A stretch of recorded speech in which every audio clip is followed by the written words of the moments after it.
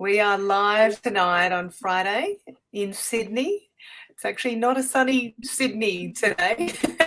We've had a bit of weather, a bit of rain in Sydney for a little while, and I'm joined tonight with Stacey Copas. I've got the absolute pleasure of spending the next hour with Stacey to talk about relationships and dating in the modern world.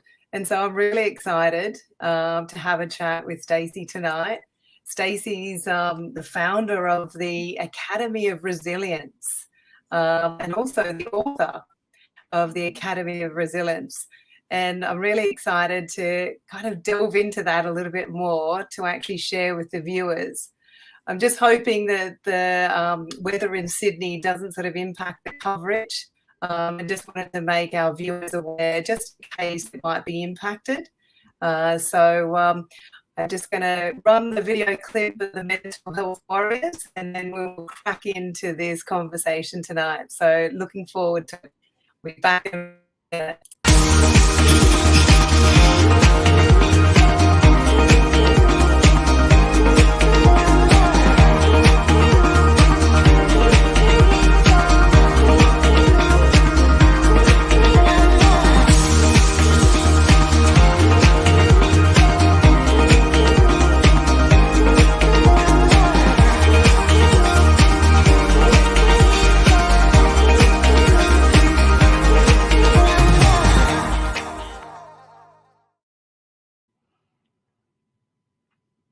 After I hear that song.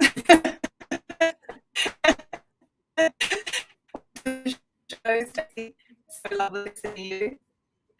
Oh, it's absolute pleasure. I've been looking forward to having a chat with you again. I know. It's great. So founder and author of the Academy of Resilience.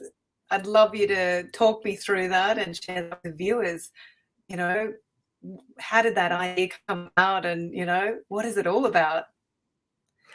Yeah, so the Academy of Resilience sort of evolved from, just my early work of, I guess I was kind of felt like I was tinkering with resilience to start with, because resilience was never a word that, resilient were never words that I had ever used to describe myself or what I do. And it was about 11 years ago now that I had a mentor pop that label on and said that she felt that that was a really good description of my journey and also how I could then help others from what I've learned from my journey.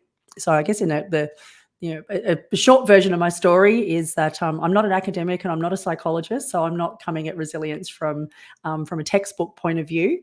I like to say that that my work is backed by life rather than backed by some surveys that someone did at a moment in time.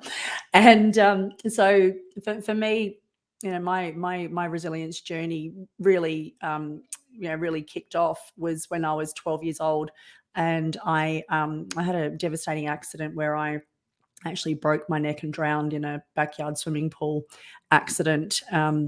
And that at that time, being told late at night in a hospital after 3 hospitals I'd been taken to, that being told that I'd never walk again, it felt like for a death sentence to me, because prior to having that accident, I was an athlete. I was a pitcher in the softball team. I was the first girl to play soccer for my school. A friend and I, had a fight for about 6 months to do that, and that was 30 years ago now, more than 30 years ago now.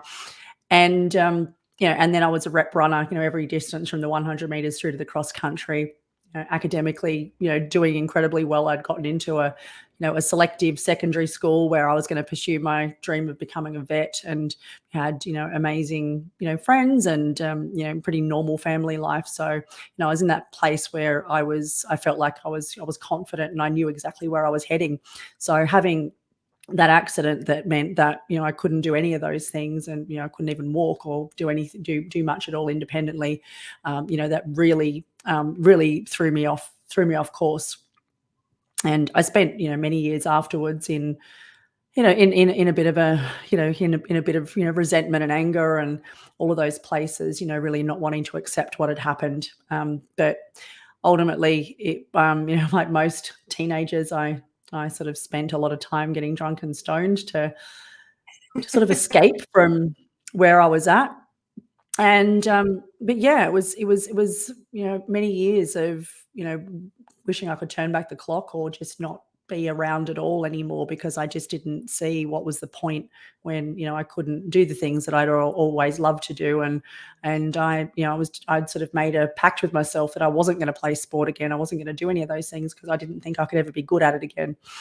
So there was a lot of stubborn resistance to moving on at the time. But later on into my 20s, then I began to see that what had happened was an absolute gift. And I, began to look at it with gratitude. I realized that I couldn't change what had happened, but I could change the story I told about what happened, and I could change what I did next. And that was the sort of starting point to that.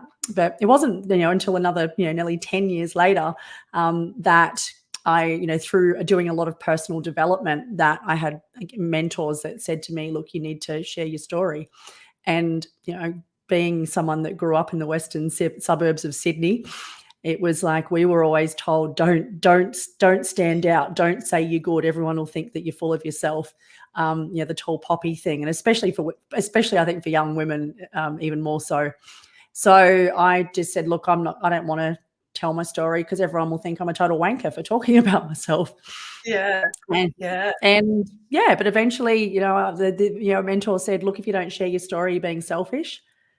And I was like, ouch, how can I argue with that? And and that led me on a journey that 10 and a half years ago to sharing my story for 5 minutes on a stage at the Gold Coast. And next month it's 10 years since I left my last job and pursued speaking, formulating a structure around resilience, reverse engineering how I turned my life around, and then putting that into a framework that then became, How to Be Resilient, the book, and then just became the structure and the framework for, the keynote speaking I do, and how I can then share simple but repeatable principles and rituals that can help others then become more resilient in the different areas of their lives too. And I really love to dive into that. But firstly, I just wanted to say thank you for, sharing that story, which is a story of you and, what has obviously, taken you from an experience to actually build this amazing academy of resilience. And it's through developing, you said the word, personal development and working on yourself. And I think you used the word resentment, which was some of the feelings that you went through. And now you've turned that from resentment into resilience and into obviously sharing that with others. I mean, Stacey, the couple of times that I've met you, you've always got this beautiful smile, and, you've got this glow about you. And it's a testament to the work you've done.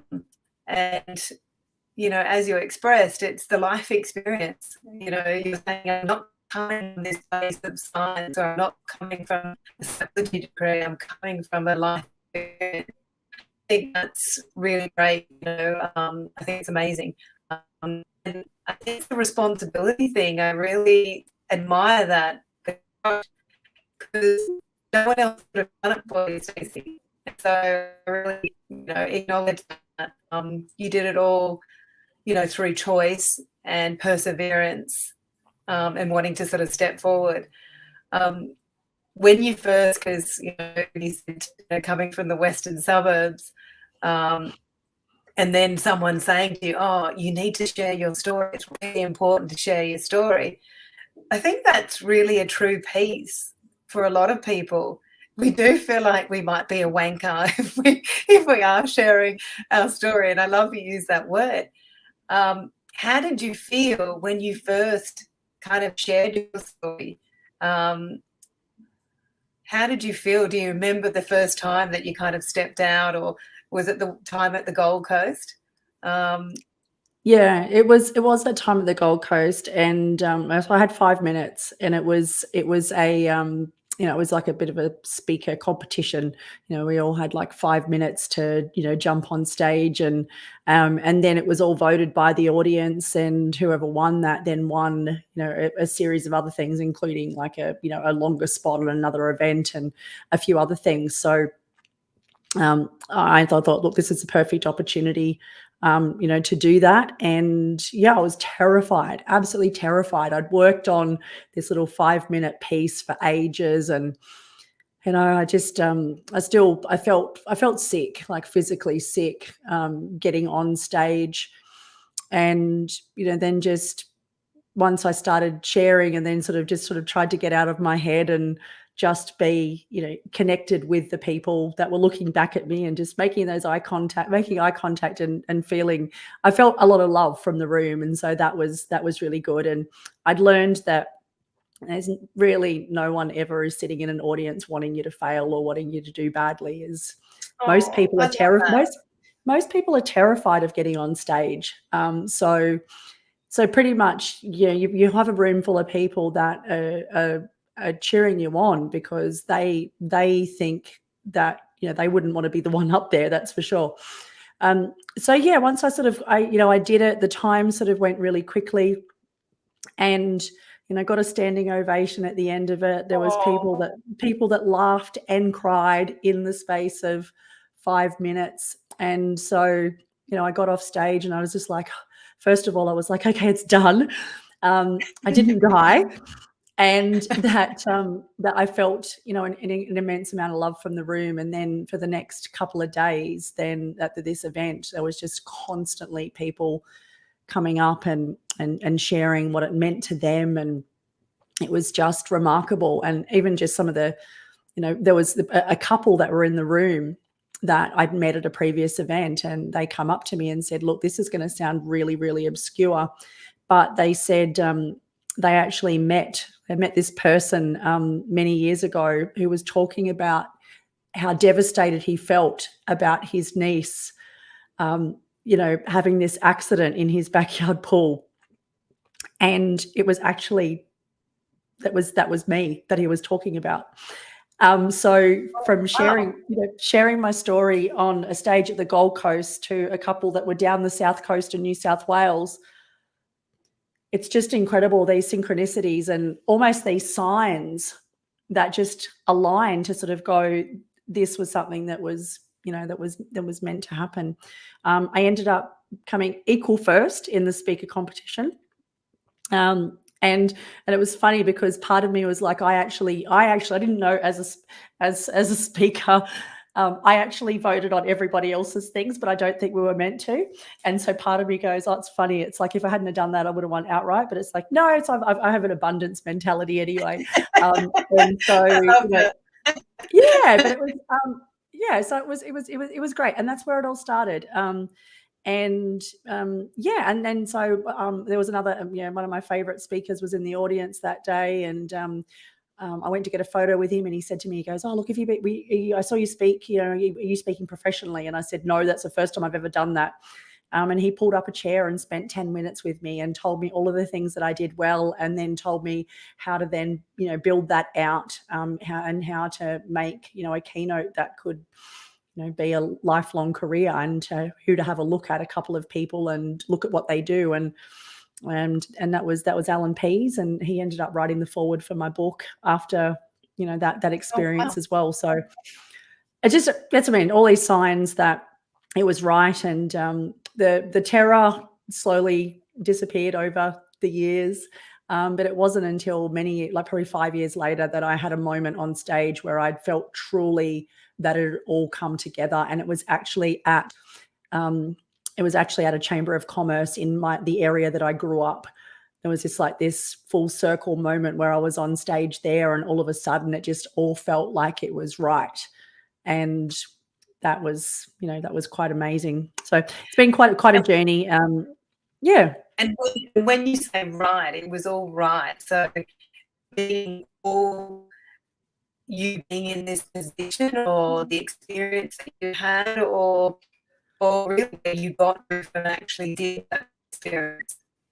Was it the Yeah. timing that it all felt you can't come to acceptance? Do you say?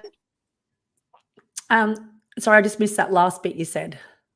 Was it more around like the acceptance or around dealing with what you have to deal with and endure when you sort of felt right on stage after 5 years? Yeah, I think for me, it felt like I belonged on that stage. I felt like I really belonged there for the first time. I still, every Oh, time I got up there, I still felt like it was an effort, and that was the first time that I felt super in flow and present, and almost like the words were sort of just, everything was just felt effortless and like it felt right. integrated. Yeah. Yeah, it all sort of landed, and I think it was amazing that it was full circle. As it was an area that that I'd grown up in. It was an area that I was actively involved in local politics, 10 years earlier. Like it was just a really, really interesting, as I said, full circle thing. And yeah, and from that point forward, then I've really loved doing what I do, and that's been as I've done more work myself and just had more life experience, and just had the ability to then become more present and really focus on the connection with a room and being of service rather than worrying about myself. And do you think that you became more connected with yourself, Stacey?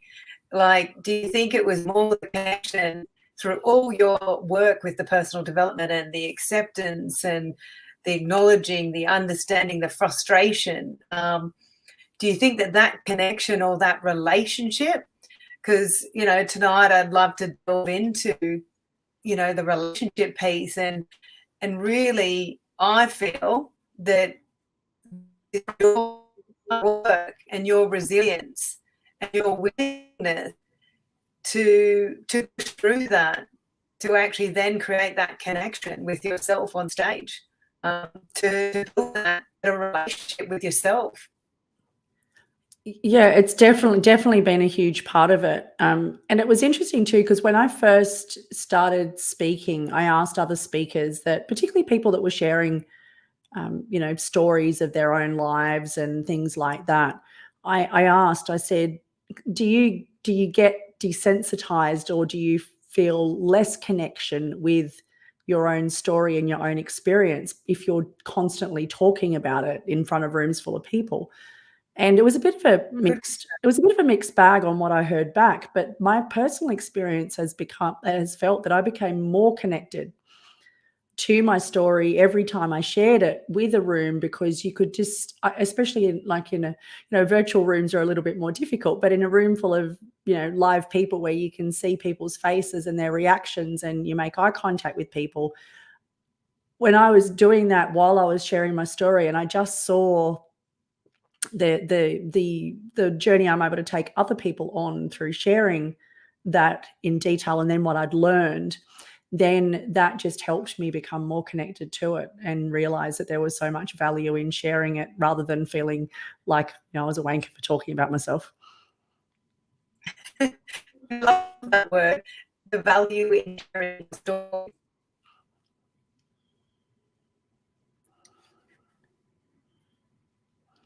Yeah, sorry, I just lost you there for a moment. No, I was just saying I loved how you said the value in sharing your story. And then the other piece is around learning resilience. So did you feel like in order to now teach this, you were practicing it by taking steps or pivoting or moving in a different direction to actually learn that resilience? Or do you think that you already had it, Stace? Yeah, it's interesting because it took a little bit of time to reverse engineer how I got from those lowest points to where I was at that moment. And what I realized is that so much of my journey was pretty unconscious. And I spent a lot of time just going, okay, next, next, next, next. So then I had to really spend more time and go, no, okay. It wasn't just a matter of going next, next, next. It was like there had to have been things that I did along the way. So that's when I did sort of start to pull it apart and go, okay, well, there were things that I did along the way. And, the first one was, taking ownership and taking responsibility and going, as I shared before, it's like I can't change what happened, but I can change what I do next, and I can change the story I tell about it. I can choose not to blame others. I can choose not to be a victim. I can choose not to give away my personal power in this situation. And for me, I see that that's that's such a foundational point of resilience, but it also can be one of the more difficult things to do, because often when something doesn't go to plan or things are hard, then there's a default reaction to want to blame other people or make excuses and do things like that. So it became working out what were the things I did, and then as time has gone on, then I've been able to then put some of those things into conscious practice. So there are things that I do now that, as I've sort of mentioned the word rituals before, that, I do consistently on a daily basis that then allows me to grow my resilience. And the thing with resilience is it's the thing that you really need to have it before you need to use it in order for it to be most effective. So it's, I practice this stuff every day. I think some people just go, oh, you're just lucky, or it's just natural, and it's all those things. And I'm like, no, it takes consistent conscious effort. And if I find myself having something that's not going to plan, then the first thing I have to do, or if I'm feeling overwhelmed or stressed or anxious, then the first thing I have to do is okay, what's happening with the rituals? Have I been consistent? Have I dropped the ball? And I will find that the majority of the time that I've been inconsistent with the rituals. And what are some of the rituals that you could share, say, with any viewers, around that? Because I think that's a great piece. I love that. Constant practice, doing these rituals, but checking in with yourself as well. So you're kind of doing a check-in, you're self-reflecting as well, and you're taking ownership of the daily practices that you're looking at stepping into in order to build that resilience. So I love that. I'd love to hear a couple which we could kind of share with the audience. It'd be amazing. Yeah, absolutely. And you mentioned sort of that self-reflection, and I think self-reflection, self-awareness is such a huge part of resilience. So we need to be checking in with that. So there's a few that that are my core rituals. Like my hardcore ritual is journaling. So come July, haven't missed a night of journaling in 7 years. It's just something that it's a non-negotiable for me. And it just started out as a commitment to capture what was the best thing that happened in the day. Because often people will say, oh no, I can't write, or I don't know what to write about. So they'll discard journaling as an option. So I just recommend that people start with just writing one sentence, just commit to write a sentence every night. And, and a prompt to start the sentence is, today I had the opportunity to. And that's a really good, so today I had the opportunity to complete the sentence. And that it's just a matter of looking at the day and going, well, okay, what was it in the day that was different or interesting or a highlight, rather than yeah. I love that, Stacey. And I really think I love your words as well. The commitment to writing, and you've committed yourself to actually writing this for 7 years. And it's one thing that you've not let go of. And there must be so much benefit that you actually get from that, and probably offer a lot of your clients as well in doing that. But I even love your words. I had the opportunity. So it's a positive, edge on it. So you're counting all the great things that happened. And as you say, just starting with one thing, I think that's fabulous. I really do. And the thing is too, we get what we look for. So, if you're taking time every night to look for the bright spot in the day, then over time you're going to just organically see more bright spots. So it's that whole thing where they say where focus goes, energy flows. And it's just, you get what you look for. So look for the good. What if you had a client, Stacey, that said, oh, I can't commit to that, or I can't do that. I find that hard to write it down.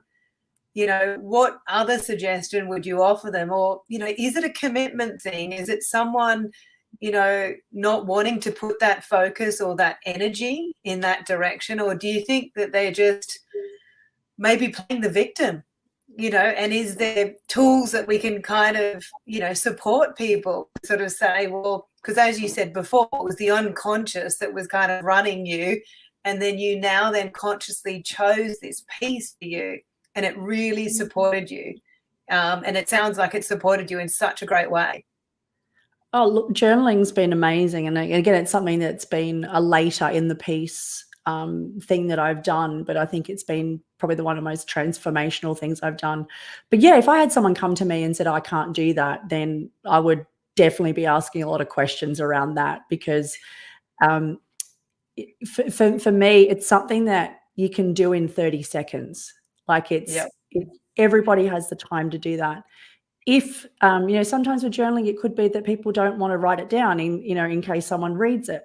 I actually use a secure online platform for my journal, because I don't want to have to be carting around, 7 years worth of writing either. So, I use an online thing that I can email in, or I can use an app, or I can do it on my desktop. And that was a big thing. And if people are questioning, saying I can't do it because maybe they don't think they have the discipline or the commitment to do it, then when I started out, is I committed to do it 90 days, no exception. And I had a few nights, especially early in the 90 days, where I actually laid down in bed and I realized I hadn't done it. So I actually got back out of bed and did it. And that doesn't sound like much, but I'm a quadriplegic. I can't walk. For me to get in and out of bed is hard work. But that was the level of commitment that I put on it, because I'm just like, no, this is something that's important. And I didn't commit to do anything beyond 90 days. That was just a commitment, 90 days, and then see what happens. So it's a matter of, you have to be hardcore on it. And the benefits are there. But as you said, some people might just be a victim, and they're just like, what, they don't want to examine that, or they like being able to sit back and blame everything. And if they're being then asked to look for something good, then that sort of starts to poke some holes into their, to their facade of the world is against them.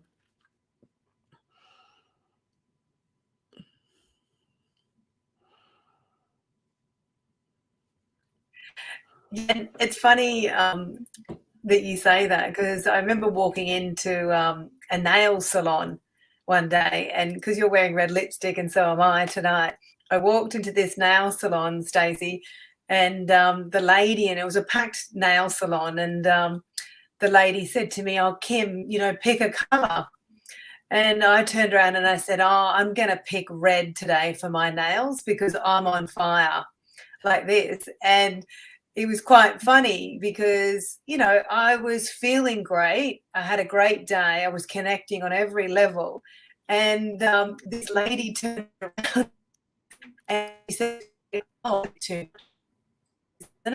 So the whole concept of talking about yourself, or, making a compliment about something that's positive about yourself, or counting something, was perceived by someone else as, oh, that's a bit too much, which, is what a belief system that we've all kind of been brought up on, where we think, oh, we might sound like a wanker. Yeah. And what's amazing, I love that you brought up belief system too, because I've been really getting into a lot of Dr. Kim Duramo's work lately. She's really fascinating, and she keeps mentioning, belief system is BS. It's great. Like, when you look at it that way, it's and I like that. So, yeah, I'm just like, so we've got to be questioning our belief systems, whether they are BS or not. I think that's great, and I think when we expand our belief systems as well, because someone else could present a different view on a particular belief system, it's kind of then, are we open to a new belief system? And from what I've been hearing, Stacey, and just everything that you've shared so far, you have pushed through those boundaries of those belief systems. You were running, you know, in some level on an unconscious pattern after you had your accident, and then you push through those boundaries, push those belief systems. And I heard the word abundance before. You said you could have won the Gold Coast if you hadn't voted for yourself.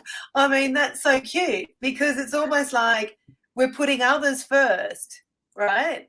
And some people might be sitting in, you know, first person and kind of have voted for themselves, and they would have won. And it could have changed the whole dynamic. But you were being very humble and sharing your story for the first time and thought, oh, I'll support the others. So, yeah, isn't it funny how the tables can turn, or sliding doors can present a different view? And so a belief system, I love that. BS, I think that is really great. Is that, you know, a belief system that you know of, or is it a belief system that you've been gifted? You know, is it BS? I love it. I think there's so much we could pull apart in that. It's quite incredible. And I want to talk about relationships. And look, and look, before we get into sort of the nitty gritty of relationships, and I also want to touch on dating as well, because if anyone's in a relationship or in the dating world, I feel that what we can share with the audience tonight is some techniques or understanding around our belief system, Stacey, because I know you and I have spoken before about this. And being single women previously, and now we're in a relationship, that we looked at it as almost, I think you used the word, you told me, was it a job, like a job description? No, like a job. What was it? You said yeah, like there was a period of time that I approached dating and as a full-time job, and yeah, I think right. the way we were talking about it is we were talking about it's a matter of whether people are dabbling in dating and just sort of dipping their toe in and going, yeah, maybe not, but just sort of, you know, not really committed to it. Whereas, you know, you and I, when we were, you know, at the approaches before we ended up in the relationships that we're in now, we were dating with a commitment to find that lasting relationship that we wanted. And that was where, for me, I definitely, it was a full-time job for me, and I approached it that way. And very much like a job, it's like, you know, sometimes it's, you know, if you put say a job ad, you know, on Seek or something like that. So, and then you might get 100 applicants for that job that you've advertised. But then you shortlist that and you may only speak to 5 of them. And then of those 5, you might only think, oh, I only want to see maybe 2 of those again. And so you get them back for a second interview. And so dating's so much like that, because I think the biggest problem that we have, particularly with online dating, because it's just there's so many options, is that we get hung up on every single interaction we have with somebody, and we take that personally. And then if, you know, what seemed like an interesting, you know, messaging experience didn't go anywhere, then you feel rejected, or you feel, you know, that there's something wrong with you. Whereas if you start to look at it like a job, and it's like, well, they were just one of the 100 that responded to your ad. And, you know, and then if you look at it and go, well, okay, out of those 100 that have sent me a message or I've matched with, if I'm only going to go on a date with maybe 5 of them that have made the cut, you know, you've had a phone interview with them, you know, or a little video, you had a video interview or something like that. And then, but you value yourself in that way too, that you don't just hand your time over. Because in my previous dating experiences, someone would message me and say, oh, can I have your phone number? I'd like to talk to you. And I'd like, oh no, let's just go out for a cup of tea first, and then I'll decide if I want to give you my phone number. And then I realized like how little I was valuing my time, and I was then giving my time and allowing people into my world and, you know, having an hour or two of my time that I hadn't qualified. So and I that love helped. that, Stacey. I think that's really important. You know, before stepping into a relationship, is really getting clear on, you know, what you're looking for in the dating world. And I think you exhausted it, and so did I, from that point of view, to actually then be in a position to actually draw in the person who was actually going to be the right candidate for the job, so to speak. And look, I know if anyone's listening to this, you know, and I know it has been said a lot in the dating world, you know, particularly by guys, and I don't know whether you found this, is they feel like that they were going on job interviews with women on dates, Stacey. And I don't know whether you had this experience, but I've heard it a lot in the dating world, given some of the work that I'm doing in that space. And I know you, and through your technique or the way that you deliver yourself, you know, it's kind of that out of mind, out of sight type of process that you've put in place. However, I know with the conversations that you and I have had, you haven't been delivering it in that manner. But it's a great concept to actually build within our thought process, to then think about it even now when we're in a relationship. Because you look at anything, if you're going for a job, you want to know that you're going to have a great relationship with your new boss. Or if you've got a friendship, you want to know whether or not this friendship is going to be, you know, within your value system, which is under your job description, so to speak, in your context. And so I love that, because it's just a great way to look at it differently. You know, it's a different belief system. To kind of look at it and go, checking in with myself.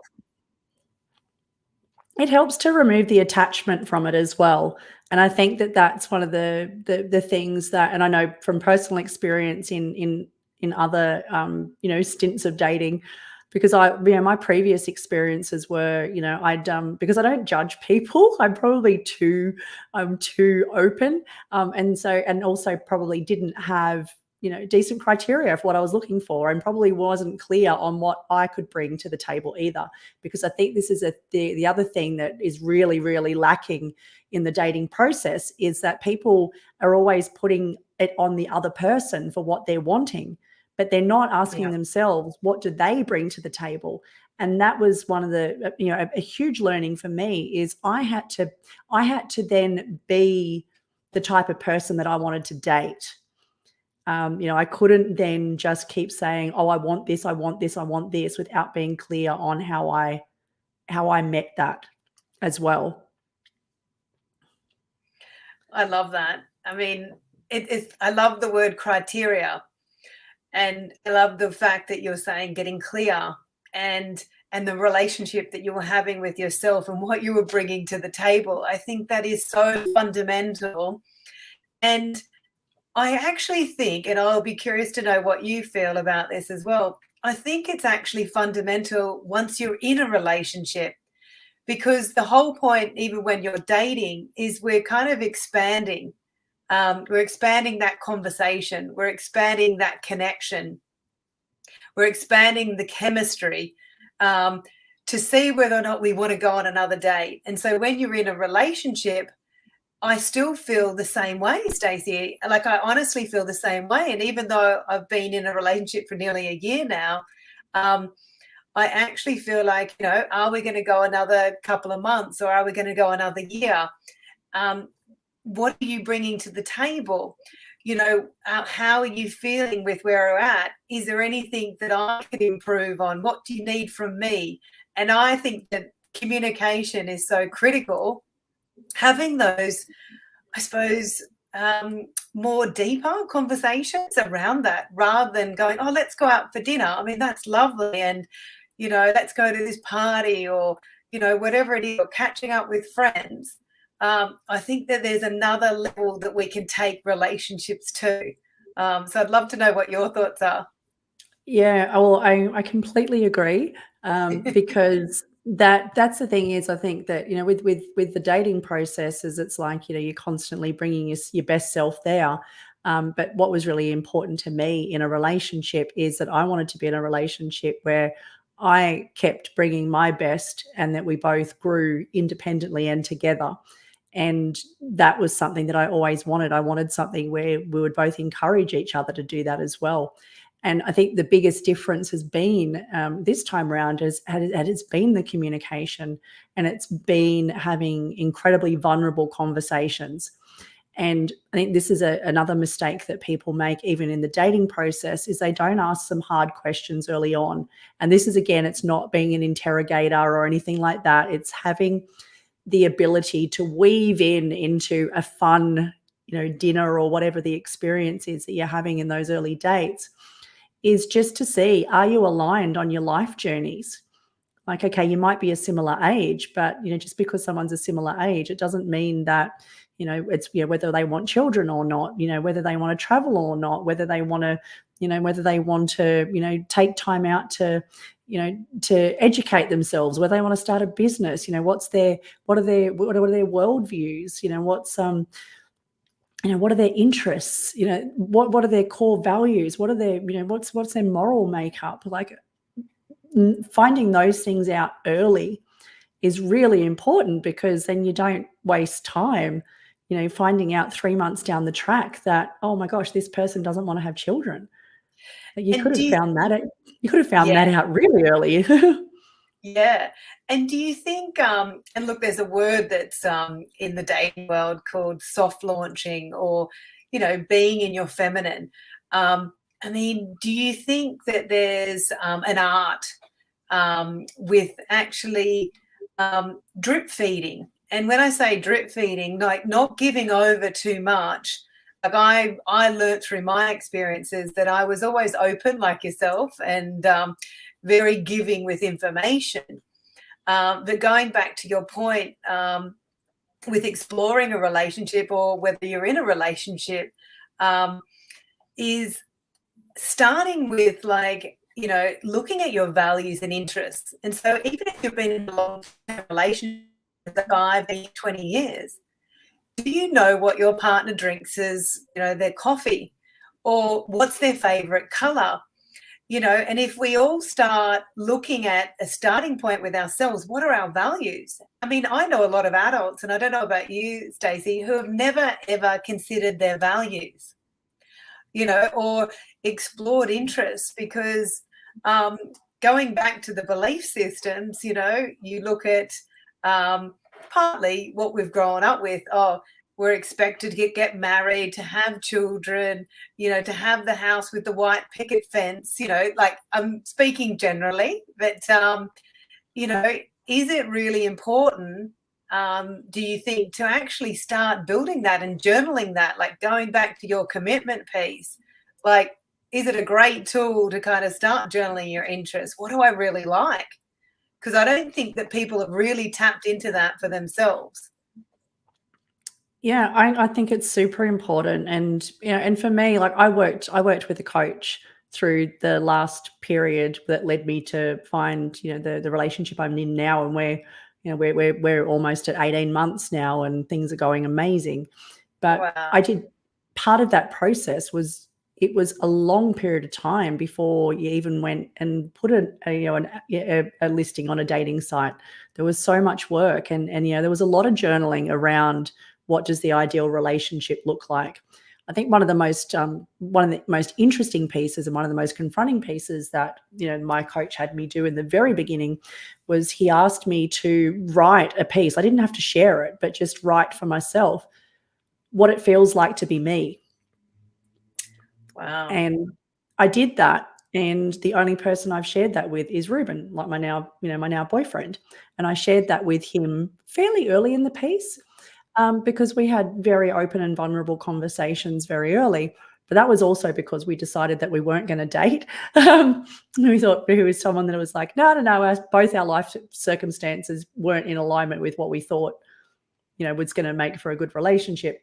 But it was actually, I think it was when I was actually dating him that I shared that piece. And that was something that was terrifying to do. But I think that was really important to give another person an insight into your world. And I think, as you said about the drip feeding, it's sharing those vulnerable pieces very, very, in those little micro doses. Yeah. And it's just sharing enough just to see what the response is. And if you get, some vulnerability back, or you feel that it's, it was a positive experience, and, you weren't, talked down or ignored or shut off or any of those things, then that's where you can just keep doing that, but maybe just increasing it as you're getting that back as well. So it's not like you just go and on the first date share your entire life story with every little bit of trauma you've ever experienced. That's a surefire way to have someone run away and never come back again. Well, that's kind of called sabotage, I think. Yeah. Unless although you could end up with somebody that has got some serious trauma themselves, and may sort of think, oh, this is someone that gets me. But then also too, if they haven't done the work, then that could end up being a bit of a disaster as well. If you end up with an awful lot of trauma going on and not a lot of growth that's come from it. Yeah, and probably points to a lot of downloading, either by both parties. And so this is really great feedback, I think, to kind of, explore for people, because these are the stuff that you and I have picked up on. We become aware that if someone's sharing it on a date, we kind of go, oh, hang on a second, we've only just met, and they're sharing all their deepest, darkest secrets. And you kind of think, okay, maybe that's something probably later on down the track. And so it's that effort, effortless, sort of, or art of dancing in and out of those conversations. But I love what you said is, when you do get that feedback or someone else opening up as well and matching you on those pieces, then you can know that you can take that a little bit further each time or the next day. And I think that's great. And then now being in a relationship, Stacey, for 18 months, do you feel like you know everything, and do you think that you'll always be, say, finding out different things, over a long period of time? And does that require, work? Do you think it requires work or effort, or is it effortless, because your key skill is communication, and you've got an amazing communication with Ruben. What do you think the secret is, or what's the secret weapon, long, successful, healthy relationship? Yeah, it's definitely the communication piece. And I'm just trying to think of the word. I think it's just being conscious of it, and it's having the intention to make time to, like, not just talk about fluff, because this is what I've realized is in my previous relationships, that I would, there was, like, I was married before, and I remember sort of thinking, oh, well, we used to sit up all night and talk. And then I realized towards the end of the relationship, but that was with red wine, and we talked about everything that was out there and nothing that was right in front of us. So, didn't really know that person, and I don't think he really knew me. Whereas now it's having that conscious communication, and having curiosity about the other person, and and encouraging them and nurturing, but also making the time to actually check in and ask how things are going. Get a bit of see how the other person's feeling about the relationship. There's an incredible book. I saw this person speak at an event I was at while I was single, and I was like, oh my gosh, I was so blessed to come across some of this stuff as a single person. It's called the Relationship Fix by Dr. Jen Mann, and it actually has all of these checklists in it. And it recommends, like, I'm not consciously going and looking at the checklist and putting it in the calendar, but in the back of my mind, then I'm sort of going, well, okay, we need to be checking in, at regular intervals, but not like, as I said, you don't have to put it in a calendar, but some people like to, is just asking, you know, how is the relationship going? Obviously seeing how each person's going, but, you know, how are you feeling about communication? How are you feeling about, you know, the amount of intimacy we have? How are you feeling about the amount of time we spend together? How are you feeling about how we interact with each other's kids? How are you feeling about, you know, how much free time you might have? If you've got too much free time, do you feel supported in the things that you do individually? Do you feel loved? Do you feel appreciated? You know, and then also getting really good at expressing your own needs. And that's been a huge thing for me, because I've typically been someone that's like, I'll do it myself, do it myself, do it myself, do it myself. Yep.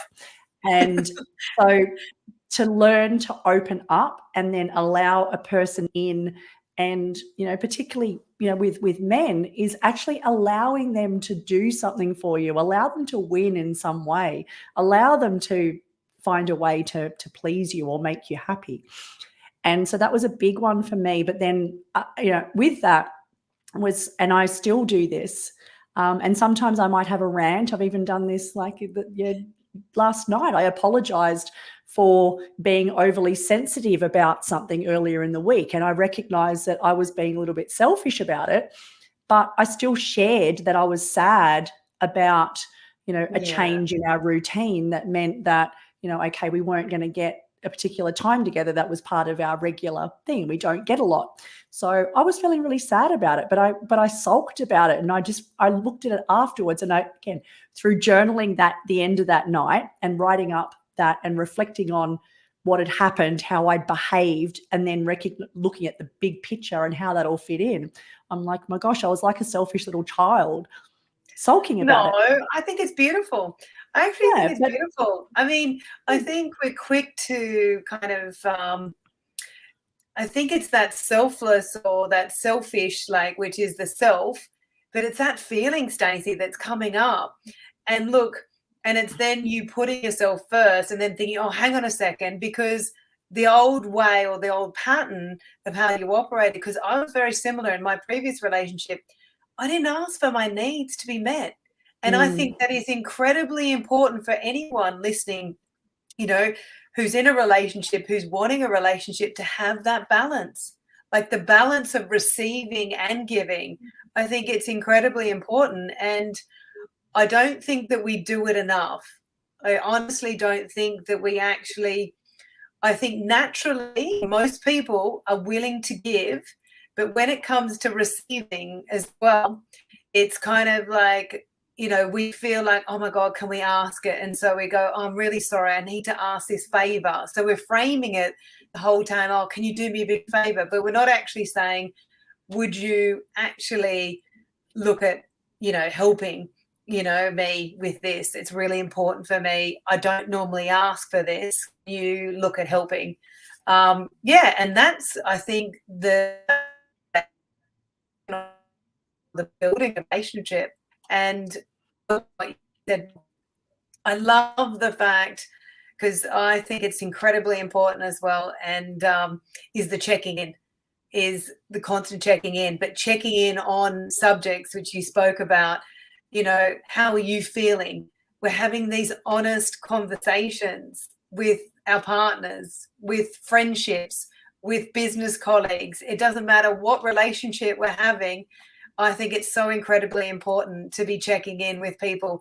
How do you think my performance is? You know, whether it's, you know, in a sexual way or whether it's in business.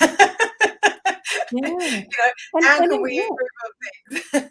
And even as a, you know, as a parent, you know, sometimes there's that checking in with the kids and going, you know, how am I doing as a mum? How am I doing as a dad? You know, what works for you? Like, how do you feel best supported? Or what doesn't? Like, it's you're not doing it from a place of scarcity and then handing all your power over to the kids, but just having those check-ins from time to time and just going, you know, how am I doing as a dad? Like, what can I do? What would help you feel better supported?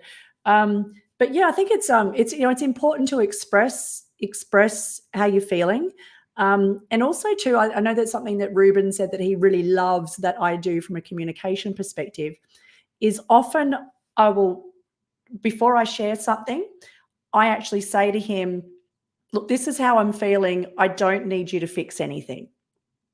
Oh, I And love that. I love he that. said that that's something he hasn't experienced before. And what he loves about it is that then he can just go into listening mode. And then, because as he said, as a man, its instinct is to always to do something to, you know, to make you feel better or all those type of things. But that's what he said. He loves that we both take responsibility for our own feelings and our own happiness.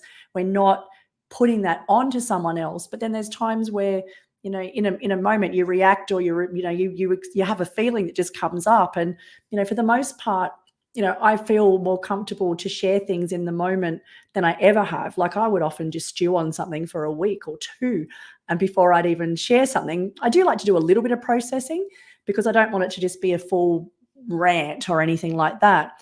But it's important that we do share how we're feeling. And that's what he said, you know, okay, it's helpful for him to know that, yeah, I did feel sad about this particular thing. But also then loves when, you know, I come back the next day and go, okay, I've thought about this, and this is how I feel about it now. This, you know, might not have came out exactly the way I wanted it to, but this was this was my intention, and this is what I'd like to do from this. I mean, even in that process, Stacey, you're communicating, you're sharing with him what you're feeling. He then has got the opportunity. So you're doing a check-in, right? Going, I don't need you to fix anything. This is how I'm feeling, and I own my feelings. I'm taking, you know, full, you know, ownership of it.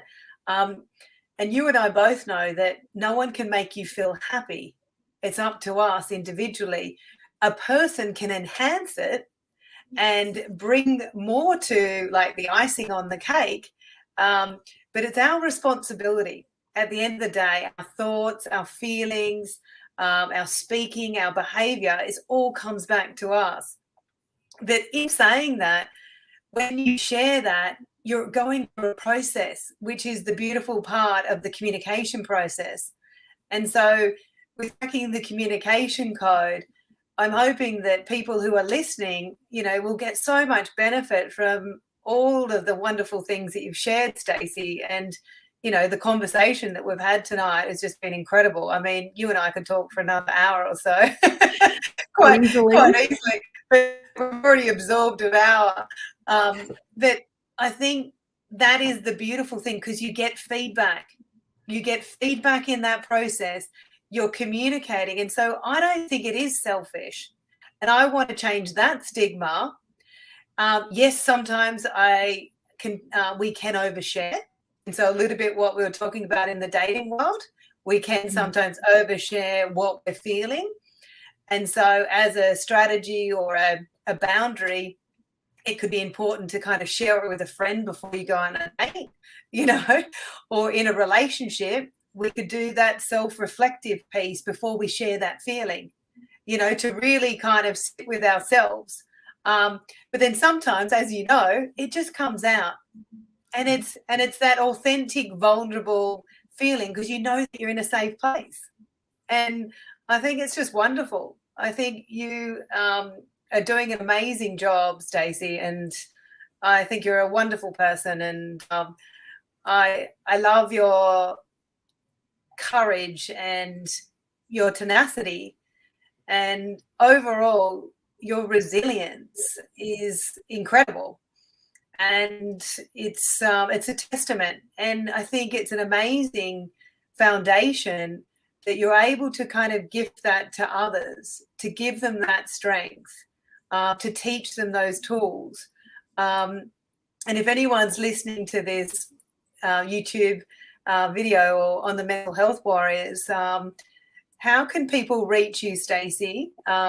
Just share with the audience, so then they can kind of reach out to you if they need to build some resilience, because I've met you a few times, and you know, every time I meet you, you've always got a smile on your face, and what you've endured and where you've come from and how you've integrated your story. It's just beautiful. It's just beautiful. And yeah, you are an incredible person. So thank you for being on the show tonight. But if you can share with people how to reach out to you. Yeah, thank you so much. It's been an absolute pleasure, and yeah, I would love to continue the conversation at some point, and especially if there's some questions or anything that come through in between, then that would be amazing to see how we can be of service even further. But if someone wants to have a direct conversation with me, if there's something I can help specifically with, then my sort of my secret squirrel email for those things is helpmestacey@gmail.com. And but if you just want to just connect and perhaps just follow what I'm doing, or that sort of thing, I'm most active on LinkedIn and Instagram. And yeah, there's plenty of interviews and stuff like that. If you just pop my name into Google, there's plenty there to keep you busy as well. Oh, well, thanks again for being on the show tonight. It's been wonderful. I've loved every minute of it. And so we'll catch up again soon, and definitely we'll reach out. And but yeah, it's been great to see you. Thanks again. Yeah, awesome. Thank you so much for everything that you're doing. I'll finish off the show with our wonderful video to end the show, and I'll catch up with you soon. Look forward to it. Have a great night. Thanks, darling.